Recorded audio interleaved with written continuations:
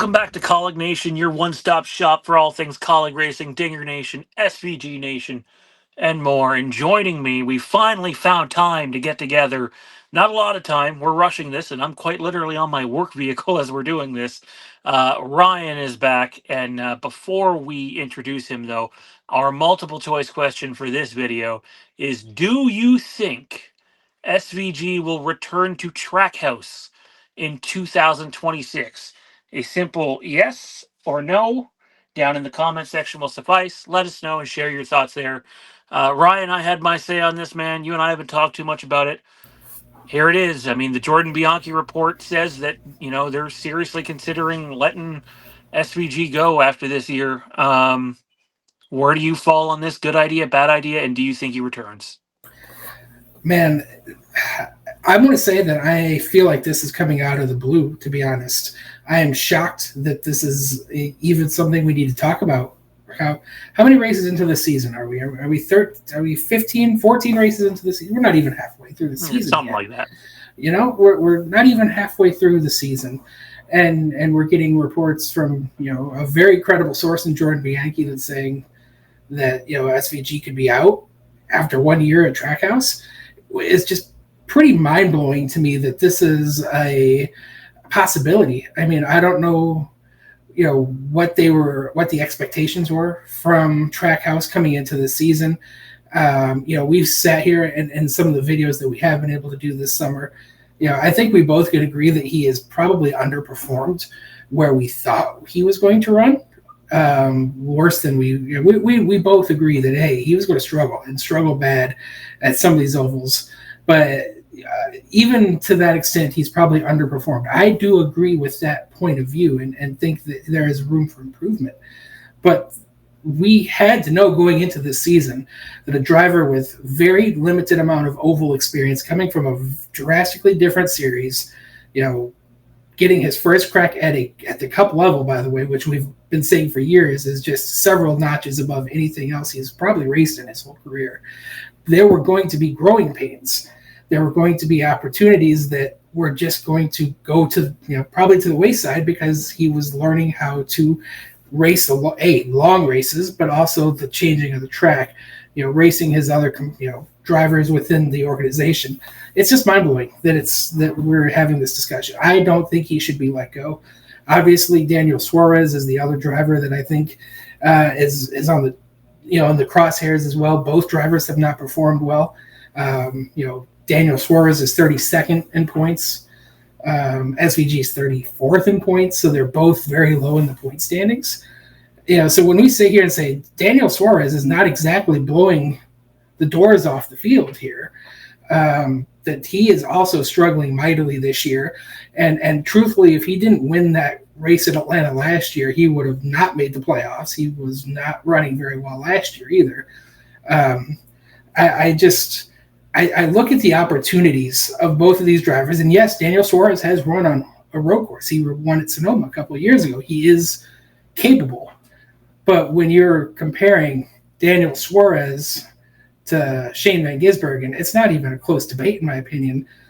Shane Van Gisbergen gives you 6 or legitimate chances to win on road courses where Daniel will run well, but I don't think he gives you a leg up over the field. And the area where he has shown his dominance, he has not shown his dominance, but where we expected him to perform better on the ovals, he simply hasn't. So when I compare both drivers and say SVG, who's in his rookie year, learning ovals at the Cup Series level for the first time, is sitting 34th in points, and Daniel Suarez, who's been around the Cup Series since 2017, I want to say 8 years at the Cup level at this point, and he's still struggling to this extent and is performing as poorly as he is. To me, it's no contest. You take SVG and say, I think you'll get better. And he's, by the way, shown he's gotten better. The last handful of races, he's really, stepped up to where I thought he would be running more regularly, right around 20th. If he can consistently do that, then it's not even a contest. I don't see how you can replace Shane. So, I think Trackhouse would be very, very misplaced to replace SVG at this point. They've invested so much money, so much time and resources to bring him over and give him this opportunity just to let it walk away. I don't think you can do that. I just don't see how you can do that.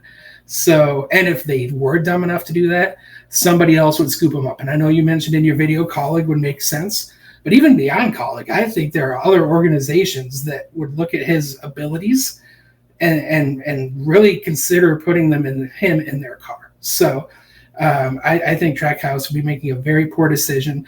And again, at the end of the day, we both agree performance is critical, but also finances. You have to pay, you have to play, you got to pay. And SVG with Red Bull and culture insurance and or freeway insurance and culture safety, the other company, I'm sorry, I'm drawing a blank on his other sponsors, but he's got numerous sponsors that are more than willing to support him financially, and they're going to have a sponsor on the side of his race cars this year, next year, into the future. So I don't even see how they can look at this from a financial standpoint and say it makes sense. So I feel bad for Daniel. I think he's an excellent driver. I would love for him to continue to get opportunities, but he has not proven to me that he's worthy of staying in that car. Connor Zilic will get the opportunity in my eyes.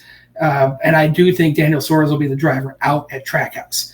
But if SVG does not show improvements the rest of the season and does not show consistency at the road courses, if he doesn't perform at the road courses, then maybe we circle back to this later point and say maybe this just isn't working out. But I think with 4 road courses in the next 12 races, he's going to A, likely win one of them, and B, make a big jump in points. So when this is all said and done, I think SVG is going to have a significantly better season than Daniel, and I think he will continue to drive at Trackhouse, and Daniel Suarez will be the odd man out. Question is, what do all of you think? Do you think there's a chance SVG is out at Trackhouse at the end of 2025? Share your thoughts below. I know we did a similar video to this, but this is Ryan having his say now. And we're flat out asking you if you think he will be back. This is, again, coming off the heels of a Jordan Bianchi report, who obviously rubbed some people the wrong way, which I have a video coming out on in terms of AJ's contract. That being said, even though I don't like the guy, you can't debate the fact the guy is more often right than wrong. And he doesn't pose it as like a 50-50 thing. He poses it as there's some serious consideration that, SVG could be out. We're going to be doing a future video. I have a theory on what might be going on. And it does revolve around the almighty dollar, but that's for another video. For Ryan, I'm Sean. Don't forget to check us out on X at Kaulignation and all of our Facebook groups, Kaulignation, DINGERNation, SVGNation, and more. And we will see you in the next video.